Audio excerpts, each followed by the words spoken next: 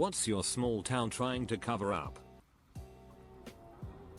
The city attempted to seize land to lay piping down without paying for it or permission, force homeowners to maintain it, and then force the homeowners to pay for the work and a large hookup fee. It caused a huge ruckus and the city was forced to go through the proper procedures to buy the land, lay the pipes, and fix and pay for any damages caused by the pipe laying. You see, most folks in that area of town had septic tanks.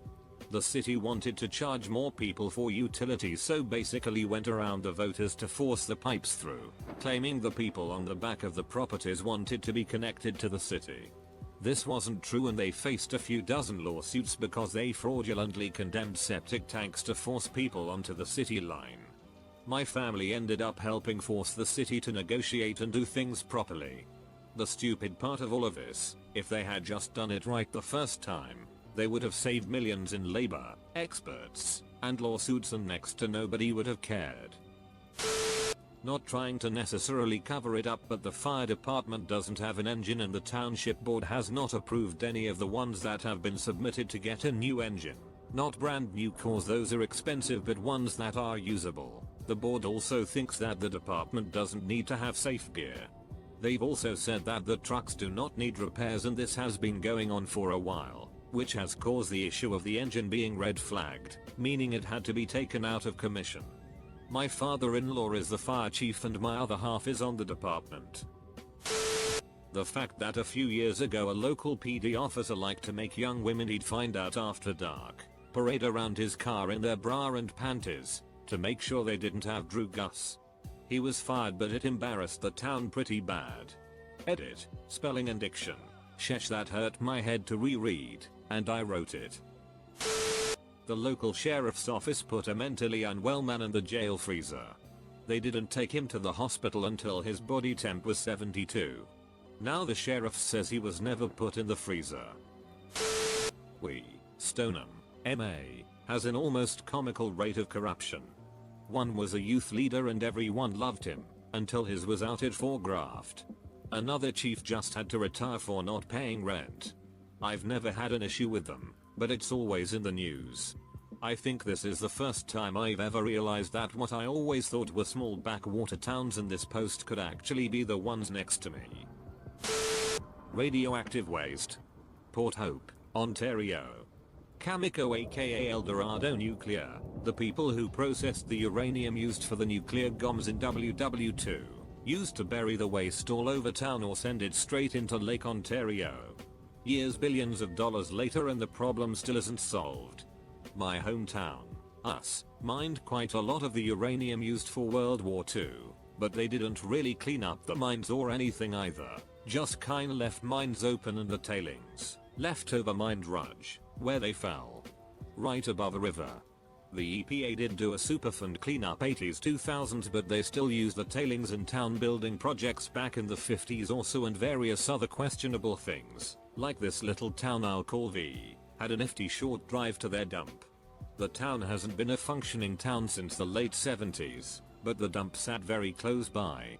Waiting. That sheet is still radioactive. They didn't do anything more than push fresh dirt over the dump and then smooth it all over to provide a bougie trust fund retreat backdrop to rich kids to have exclusive festivals and cater to nature. It's a complete joke, considering the town just a few miles down the way from this smaller one-way was razed because of the uranium contamination. Gentrification to mining history, especially uranium, is just seen as quirky there from rich people from the larger towns. On a side note, locals do glow in the dark, or so they say. Semicolon. Not a small town by any stretch of the imagination, but I live in a poor mid-sized city bordering a larger city, which has the full spectrum.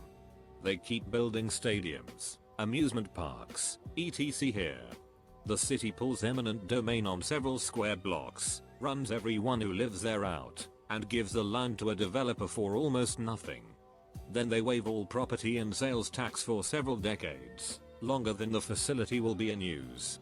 Almost nobody here votes, the few that do are unaware of the tax waivers, so it keeps going on despite the fact that there's literally no benefit to the city or the city government.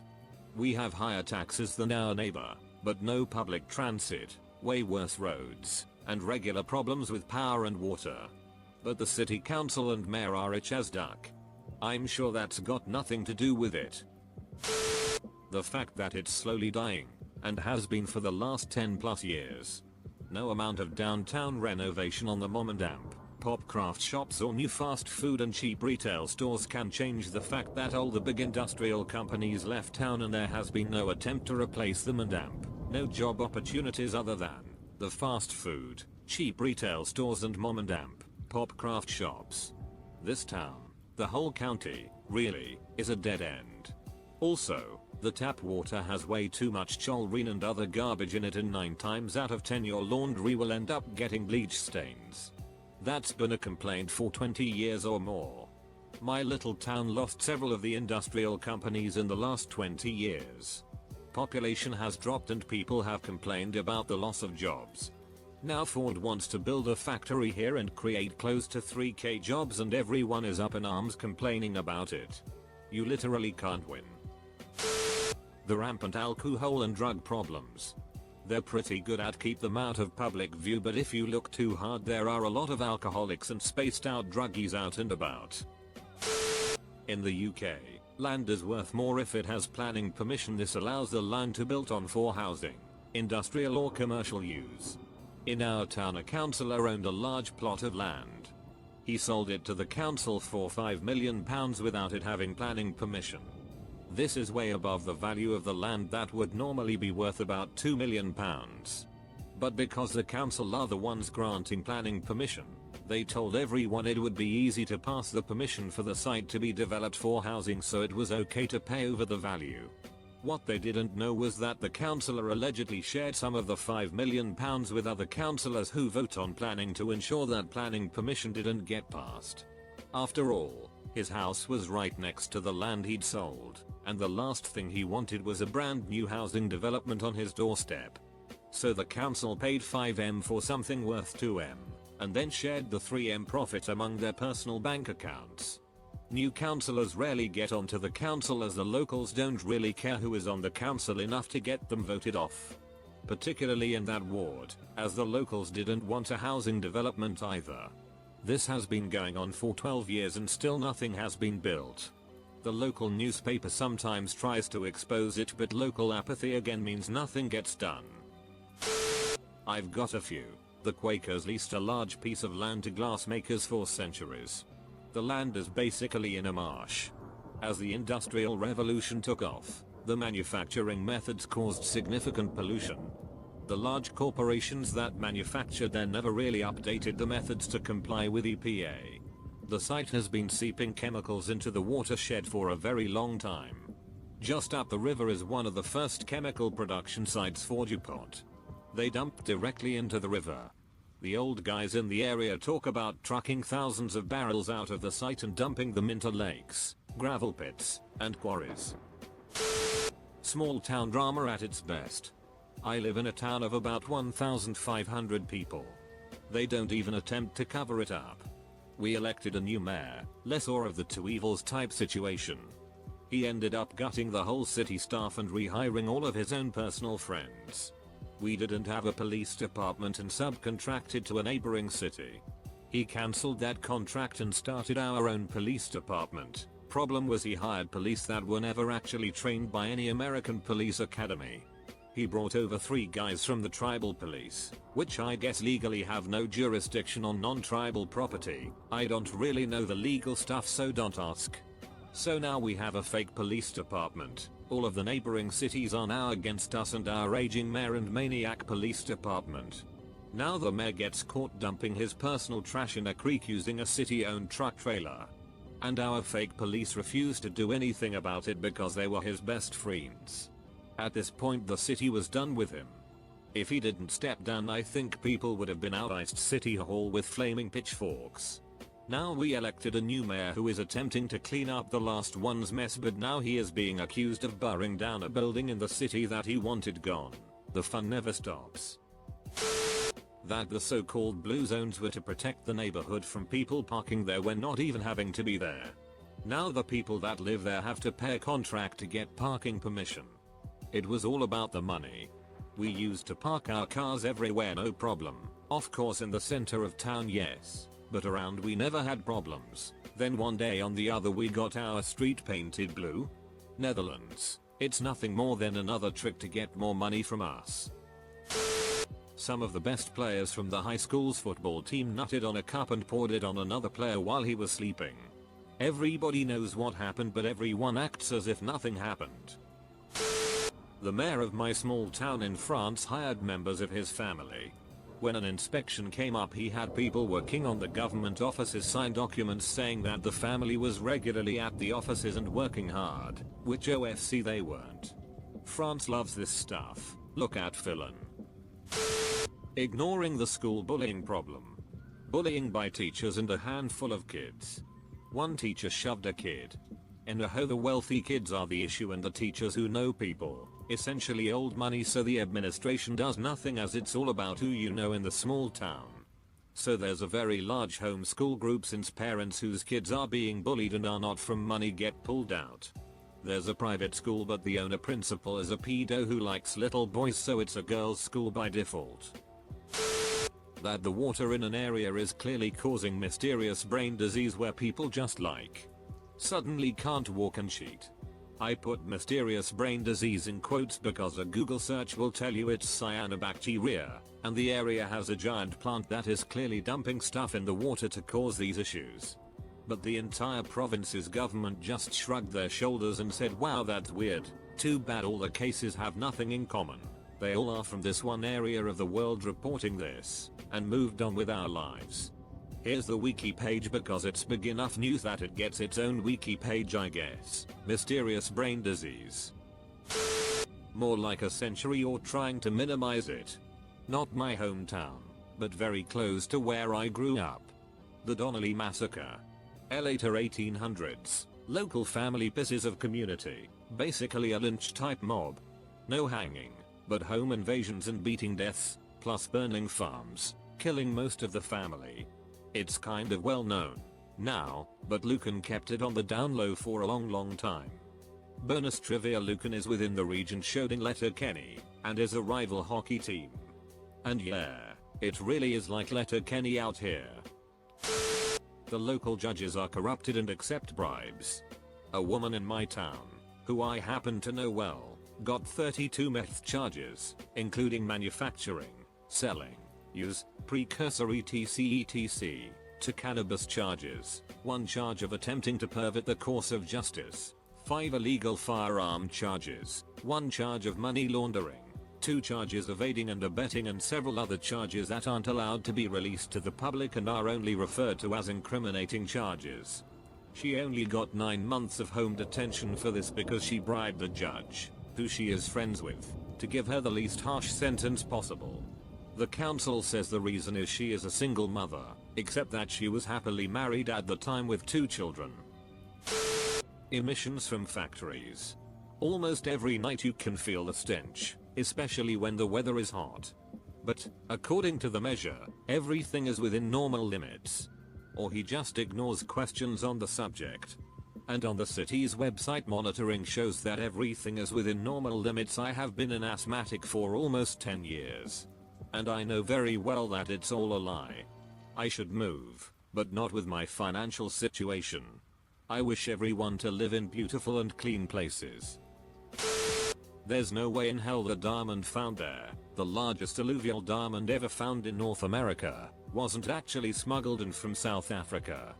There's never been another diamond found anywhere near there. The person who found it as a child and randomly brought it to their university geology class had coincidentally been to South Africa before said identification. Also, the discoverer is from a notoriously shady clan. Like, if you read about their various exploits you'd be like, that's some conny-ass southern crime lawyer right there. Except it all happened. Our town contracted a landscaping company on multiple projects that buried toxic fill on the land they worked on. This includes buildings like a beach pavilion and public parks. It's a well-known scandal. A few people went to jail. What is being kept discreet is how many people that were aware or involved still work for the town government. Conveniently, they are in charge of the cleanup. Sis-in-law works for the city. She's friends with the mayor's wife who also works for the city. They had a falling out, and all of a sudden they let her go over the phone saying they are discontinuing her position. Not even a month later, the position isn't discontinued, but filled. Guess who has her old job now? Did you guess the mayor's daughter? If you did, you'd be correct. Corrupt to the core. God damn it, I have another one.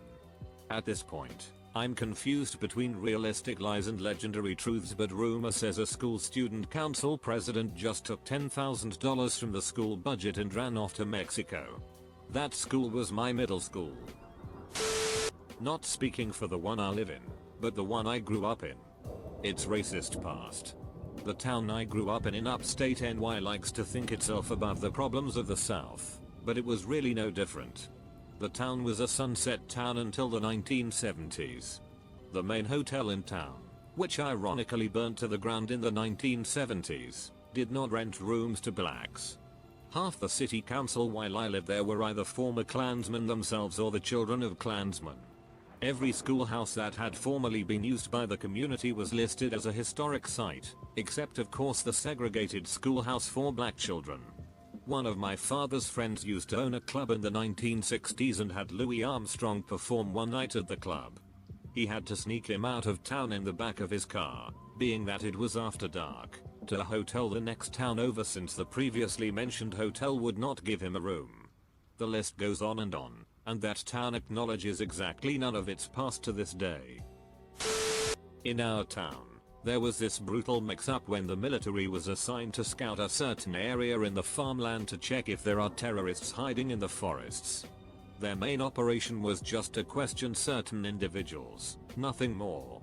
While they were waiting at their checkpoints, a group of farmers came carrying their daily needs like sacks full of crops, shovels, machetes, and this one guy carrying a harpoon that he used for fishing. The military saw this group and fired a warning shot at them, thinking they are the terrorists the government was talking about. Hearing the gunshot, the farmers fled in fear that they will be killed by these armed men wearing full combat suits. The military then thought that these men, the farmers, were trying to get back into the forest to call for reinforcements, so the military pointed their guns toward them and started shooting. Most of them were killed during the shootout and some were able to escape to report to the village chief. Once it was reported, the village chief and some off-duty cops went to the scene to talk with the armed men. When they reached the checkpoint, no negotiations or conversations were met. Only flying bullets here and there. They thought it was a terrorist attack against them. The off-duty cops were mostly injured and some died. The village chief survived and was rushed to the town police station, not the hospital, of all places, when the military was alerted by the government that they received an SOS from the village chief that some armed men were shooting at them. When the village chief arrived at the police station, he was questioned by the authorities, along with my father who was a government employee at the time. The time came when the commander of the said military forces came and talked with the village chief. He even has the audacity to blame the village chief and the farmers that it was their fault for bringing weapons in the daylight and forcing them that what happened was a terrorist encounter. The village chief rebutted by saying that it is normal to bring machetes and shovels when you're on the farm and there were no signs of them being hostile. They were just walking to their respective farms. The commander went away without even apologizing and left the village chief at the station with a fatal wound. He later died. The remaining farmers at the shootout were sent into a jail cell first before they were treated at the hospital. Our town is trying its best to cover up this report so it will not blow out of proportion, but it's too late for them. Few of the farmers who survived are my relatives and had lived to tell the tale of this gruesome massacre. If you think this is a load of bull, here's the appeal for humanitarian aid. There is a cult in my town. Everyone knows about them and they host public events. I've heard horrifying stories of abuse from this church, even had a friend that moved to the other side of the country just to get away from them. But I guess some of the local politicians and even police officers are members of this cult, so no matter how many stories you hear, no one stands up to them.